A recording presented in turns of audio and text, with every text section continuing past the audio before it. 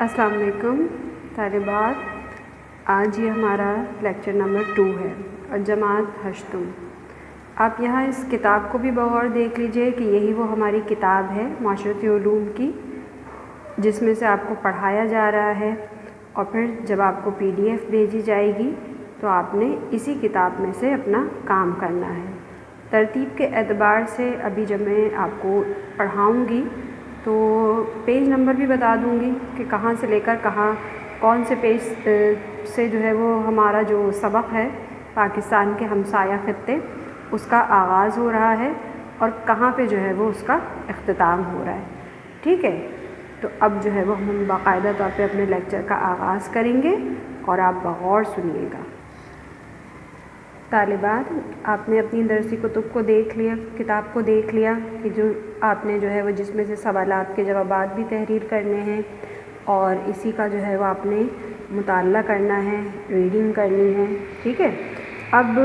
یہ آپ کو گلوب نظر آ رہا ہے۔ اب یہ گلوب کیا ہوتا ہے یہ ہم پہلے لیکچر میں اچھی طرح سے ڈسکس کر چکے ہیں نا،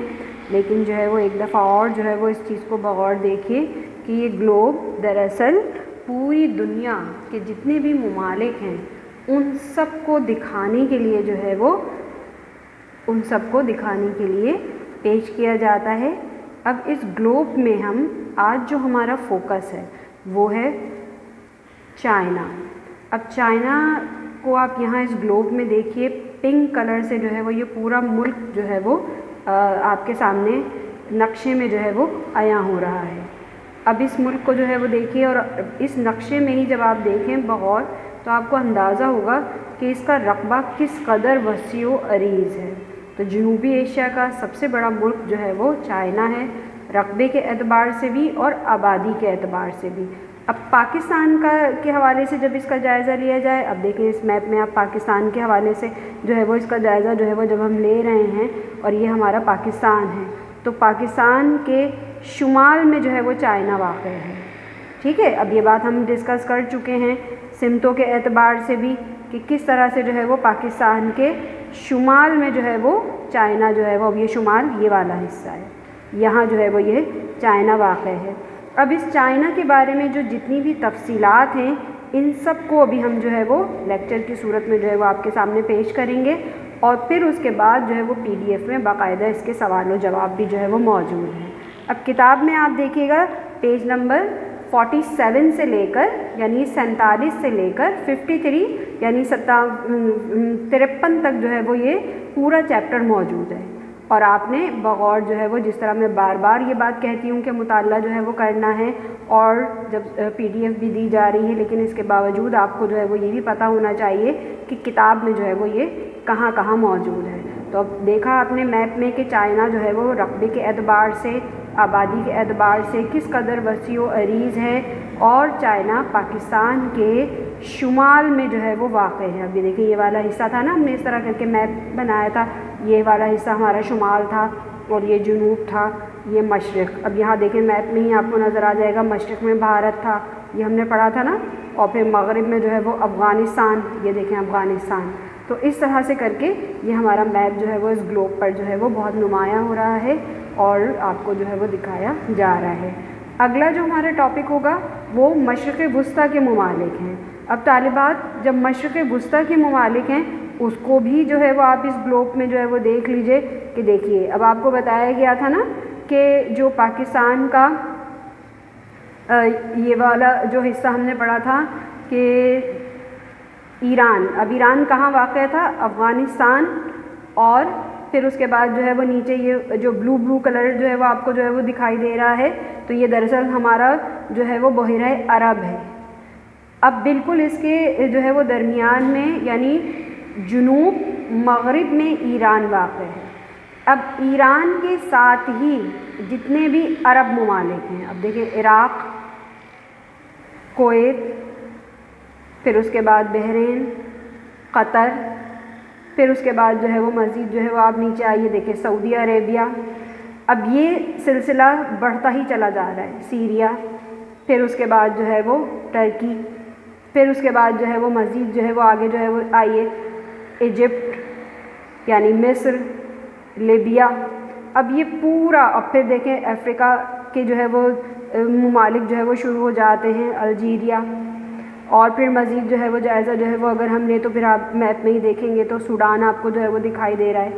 تو یہ سارا کا سارا جو علاقہ ہے یہ کہلاتا ہے مشرق وسطیٰ. کیا کہلاتا ہے؟ مشرق وسطیٰ کا علاقہ، یعنی پاکستان کے جنوب مغرب میں. اب پھر پاکستان کے میپ کو جو ہے وہ یہ دیکھیے کہ کس طرح سے جو ہے وہ یہ پاکستان کا جو ہے وہ پاکستان کا یہ والا جو حصہ ہے ایران کے سائٹ والا، اس کو ذہن میں رکھیے گا.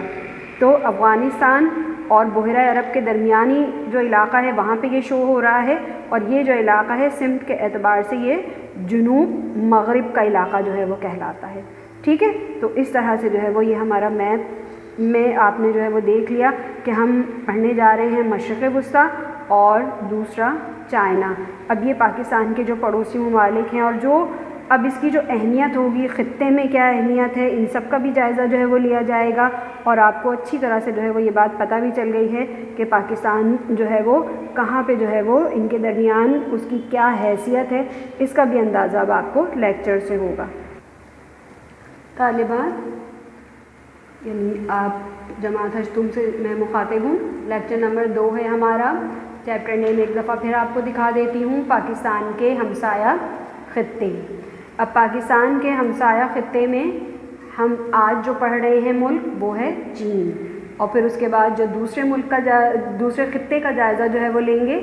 وہ ہے مشرق وسطیٰ. اب یہاں دیکھیں ملک چین اس لیے کہا کہ جو پاکستان کا شمال ہے اور اس میں چین سب سے بڑا اتنی آبادی اور رقبے کے اعتبار سے کہ اسے ایک پورا خطہ تسلیم کیا جاتا ہے، اور یہاں جو مشرق وسطیٰ کے ممالک ہیں وہ آبادی اور رقبے کے اعتبار سے اتنے بڑے نہیں ہیں. ان سب کو ملا کے یعنی جتنا بھی مڈل ایسٹ کہلاتا ہے اور عرب ممالک ہیں وہ مشرق وسطیٰ جو ہے وہ کہلاتے ہیں. ٹھیک ہے، تو اب ان میں ہم نے پڑھنا کیا کیا ہے. سب سے پہلے چائنا کے اعتبار سے دیکھیں تو یہاں ہم نے سیاسی تقسیم پڑھنی ہے، پھر جغرافیہ پڑھنا ہے، پھر زراعت، اور پھر جو ہے وہ معدنیات، اور پھر صنعتیں، پھر پاکستان کے چین کے ساتھ تعلقات. پھر اسی طرح مشرق وسطیٰ کی طرف آئیے. اب مشرق وسطیٰ میں بھی سیم جو ہے وہ انہی چیزوں کا جائزہ جو ہے وہ آپ لیں گی کہ آپ نے سب سے پہلے سیاسی تقسیم دیکھنی ہے، جغرافیہ ہے، زراعت ہے، اور پھر جو ہے وہ معدنیات. اب پاکستان کے مشرق وسطیٰ کے ساتھ تعلقات، یہ پورا یعنی آج ہم یہ 2 ٹاپک جو ہے وہ اپنے کور کریں گے. اور کس چیپٹر میں ہم یہ چیز کور کر رہے ہیں؟ پاکستان کے ہمسایہ خطے. اب بات کو میں یہیں سے آگے جو ہے وہ بڑھاؤں گی کہ دیکھیں ہم نے جغرافیہ کے بارے میں بھی پڑھ لیا ہے کہ جغرافیہ جو ہے وہ کس چیز کو کہتے ہیں، کون سا علم تھا. اور فوراً آپ کو میں نے آپ سے کہا بھی تھا کہ لیکچر کو بھی تحریر کیجیے گا تو اپنے ذہن میں لے کر آئیے. اب اس سے پہلے ہم سیاسی تقسیم کا جائزہ لیں گے کہ دیکھیں کسی ایک پورا ملک جو ہے وہ یعنی جو ہوتا ہے اس کے اندر انتظام چلانے کے لیے تقسیم جو ہے وہ عمل میں لائی جاتی ہے. ٹھیک ہے، اب یہ تقسیم جو عمل میں لائی جاتی ہے وہ صوبوں پر مشتمل ہوتی ہے. تو اس اعتبار سے جب ہم جائزہ لیتے ہیں تو انتظامی سطح پہ چائنا میں 22 صوبے موجود ہیں، اور اس کے علاوہ 5 ایسے علاقے موجود ہیں جنہیں خود مختار کہا جاتا ہے. خود مختار سے کیا مراد ہے؟ یعنی وہ کسی بھی صوبے کا حصہ نہیں ہے. پھر 2 ایسے بھی علاقے موجود ہیں جہاں خصوصی انتظام جو ہے وہ کیا جاتا ہے، یعنی چائنا ان کو بھی اپنا ہی ملک جو ہے وہ تسلیم کرتا ہے تو اس طرح سے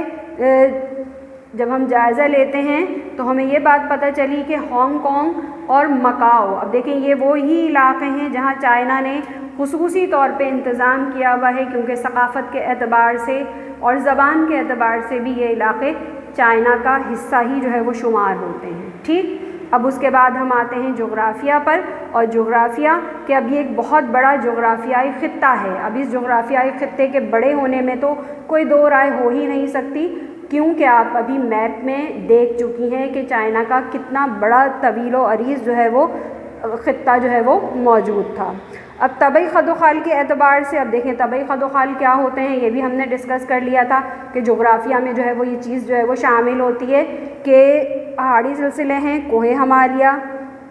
کوہ کینن، کوہ تیان شان، اور پھر جنوبی چین کے جو اہم پہاڑی سلسلے ہیں کنگھن اور تائی ہانگ، یہ وہ پہاڑی سلسلے ہیں جو کہ چائنا کے جو ہے وہ شمال مغربی حصے میں ہیں، اور یہیں بن کا پہاڑی سلسلہ بھی جو ہے وہ موجود ہے۔ ٹھیک، اب اس کے بعد مزید جو ہے وہ جب ہم جو ہے وہ آگے بڑھتے ہیں تو چائنا میں وسیع و عریض میدان بھی موجود ہیں۔ اب طالبات فوراً اپنے ذہن میں جو ہے وہ یہ لے کر آئیے کہ ہم میدان کس کو کہہ رہے ہیں؟ میدان یہ وہ سارے علاقے ہیں جو کاشتکاری کے اعتبار سے بہت اہمیت کے حامل ہیں۔ اب یہاں دریائے ہائی، دریائے ہوانگ ہو، دریائے پرل جو ہے وہ موجود ہیں۔ زراعت کے اعتبار سے جب ہم چائنا کا جو ہے وہ جائزہ لیتے ہیں تو یہاں جو پیدا ہونے والی زرعی پیداوار ہے وہ دنیا کی 20% آبادی کی خوراک کی ضرورت کو پورا کرتی ہے، اور چائنا کی جو 45% یعنی 45% جو ہے وہ آبادی زراعت سے منسلک ہے۔ اور پھر مزید چائنا وہ ملک ہے جو سب سے زیادہ چاول اگاتا ہے پوری دنیا میں، اور لیکن مزے کی بات یہ ہے کہ یہ چاول کہیں پہ بھی جو ہے وہ برآمد نہیں کرتا، وہ بھجواتا نہیں ہے، اور اس کے اپنے ملک کے اندر ہی ان کی غذائی ضرورت کو پورا کرنے کے لیے استعمال کر لیا جاتا ہے۔ تو آپ سوچئے کہ چائنا کی آبادی کتنی کثیر ہے۔ پھر اس کے علاوہ جو چائنا کے میں جو چاول کے علاوہ فصلیں اگتی ہیں وہ گندم ہے، کپاس ہے، چائے ہے، تمباکو اور دالیں۔ اور اس زراعت کے علاوہ جو دوسرا اہم پیشہ ہے وہ ہے ماہی گیری۔ معدنیات کے اعتبار سے جب ہم جائزہ لیتے ہیں، قدرتی گیس، معدنی تیل، کوئلہ، نکل، ٹنگسٹن، واناڈیم، جپسم، زنک، چاندی، سونا، یہ جو ہے وہ اہم اس کے وسیع ذخائر ہیں جو کہ چائنا میں موجود ہیں۔ اب صنعتوں کے اعتبار سے جو ہے وہ جب ہم چائنا کا جائزہ لیتے ہیں، ایلومینیم، کوئلہ، مشینیں، کپڑا، سیمنٹ، کیمیکل، گاڑیاں، ٹریکٹر، الیکٹرانک۔ اب اس بات کا تو دیکھیں ہمیں اچھی طرح سے اندازہ ہے نا کہ یہ وہ جو چند نام ہیں جو کہ آپ کے سامنے پیش کیے گئے ہیں، ورنہ آپ نے خود دیکھا ہے کہ پاکستان کے جو بازار ہیں وہ چائنا کی اشیاء سے بھرے پڑے ہوئے ہیں، کہ وہ کون سی ایسی چیز ہے جو آپ کی اسٹیشنری اور آپ کے لباس اور آپ کی ہر چیز میں جو ہے وہ آپ کو چائنا میڈ جو ہے وہ ملتا ہے کہ یہ چائنا میں بنا ہوا ہے۔ اس کی وجہ کیا ہے؟ اس کی وجہ یہ کہ چائنا پاکستان کا سب سے اچھا دوست ملک ہے، اور یہ وہ ملک ہے کہ جس کی کبھی بھی پاکستان کے ساتھ کوئی جنگ، کوئی جو ہے وہ معمولی سی جھڑپ بھی نہیں ہوئی ہے، اور اس لیے اب ہم پاکستان کے چائنا کے ساتھ تعلقات کا جو ہے وہ جائزہ لیں گے۔ اب اس تعلقات کا جب ہم جائزہ لیتے ہیں تو دیکھیے پاکستان نے تمام مسلم دنیا میں جو ہے وہ پاکستان کو یہ اعزاز حاصل ہے کہ اس نے 1950 میں چین کو سرکاری طور پر تسلیم کیا۔ طالبات اس بات کو اپنے ذہن میں رکھیے کہ ہم 47 میں آزاد ہوئے اور چین جو ہے وہ 45 میں آزاد ہو رہا ہے، ٹھیک ہے۔ پھر اس کے بعد اقوام متحدہ میں شامل ہوا، پاکستان نے مدد کی چائنا کی اور اقوام متحدہ کا ممبر بھی بنا۔ پھر جو فوجی مشقیں ہوئیں، جنگیں ہوئیں، اس میں بھی چین نے پاکستان کی مدد کی ہے۔ پھر اسی طرح سے چاغی میں کانکنی، اب چاغی یہ وہ علاقہ ہے پاکستان کا، بلوچستان میں موجود ہے، جو معدنی وسائل سے مالا مال ہے، تو وہاں جو کانکنی کا شعبہ ہے وہاں پہ چائنا نے پاکستان کی بہت مدد کی ہے۔ پھر اس کے بعد گوادر کی بندرگاہ، گوادر بھی بلوچستان میں واقع ہے، اور یہ وہ سمندری بندرگاہ ہے کہ جس کو ترقی یافتہ بنانے میں چائنا نے بہت اہم کردار ادا کیا ہے، کہ یہاں جو تجارت ہوگی تو وہ سمجھ لیجئے کہ پاکستان کی جو تجارت ہے وہ پوری دنیا کی جو ہے وہ تجارت تسلیم کی جا رہی ہے، اور یہ پاکستان کے محل وقوع کی ہی وجہ سے ممکن ہے۔ پھر اس کے بعد پاکستان کی جو مدد ہے چائنا نے وہ کس طرح کی ہے کہ 2 ایٹمی پلانٹ، اب یہ نیوکلیئر جو پلانٹ لگائے گئے ہیں، جگہ کا نام ہے چشمہ 1، یعنی چشمہ جگہ کا نام ہے 1 اور 2، تو یہ دونوں چائنا کے ہی جو ہے وہ تعاون سے بنے ہیں۔ اب چین اور جنوبی ایشیا کے حوالے سے راستے کی اگر جب ظاہر پڑوسی ہے تو بھئی راستہ جو ہے وہ کون سا جو ہے وہ موجود ہے، تو وہاں ہمیں یہ بات جو ہے وہ دکھائی دیتی ہے کہ پاکستان اور چین کے درمیان شاہراہ قراقرم جو ہے وہ موجود ہے، اور یہ شاہراہ اسلام آباد کے قریب سے جو ہے وہ شروع ہوتی ہے اور چین کا جو صوبہ ہے سنکیانگ وہاں تک جاتی ہے۔ اور پاک چین دوستی کے بارے میں کیا کہا جاتا ہے کہ یہ ہمالیہ سے جو ہے وہ اونچی ہے، اور سمندر سے یعنی بحیرہ عرب سے جو ہے وہ زیادہ گہری ہے۔ تو اس طرح سے چین جو ہے وہ ہمارے بہترین دوستوں میں جو ہے وہ شمار ہوتا ہے اور پاکستان کی ترقی میں اہم کردار جو ہے وہ ادا کرتا ہے۔ اب یہاں تھوڑا سا جو ہے وہ ایک بات پہ ہم بحیثیت پاکستانی اگر اپنی حالت کا جائزہ لیں تو دیکھیے کہ ہم 47 میں آزاد ہوئے اور وہ 50 میں، لیکن جو ترقی کے مراحل ہیں اس میں ہم کہاں کھڑے ہیں اور چائنا ہم سے کس قدر آگے ہے کہ وہ چاند پہ جانا، اپنے ملک کو ترقی یافتہ بنانا، اپنے عوام کو ہر طرح کی سہولتیں جو ہے وہ فراہم کرنا، تو ان چیزوں میں جو ہے وہ چائنا ترقی میں کتنا آگے ہے اور ہم جو ہے وہ اس سے کتنا پیچھے ہیں۔ ٹھیک ہے طالبان، چائنا کے بعد ہم نے مشرق وسطیٰ کی جو تفصیل ہے اس کو ہم انشاءاللہ اگلے لیکچر میں پڑھیں گے۔ ٹھیک ہے، تو اس طرح سے یہ جو ہمارا لیکچر نمبر 2 ہے اس کا اختتام ہو چکا ہے، اور یہ اختتام ہم نے چائنا پہ ہی جو ہے وہ کیا ہے کہ چائنا کو پورا جو ہے وہ تفصیل کے ساتھ پڑھ لیا ہے۔ ٹھیک ہے، السلام علیکم ورحمۃ اللہ وبرکاتہ۔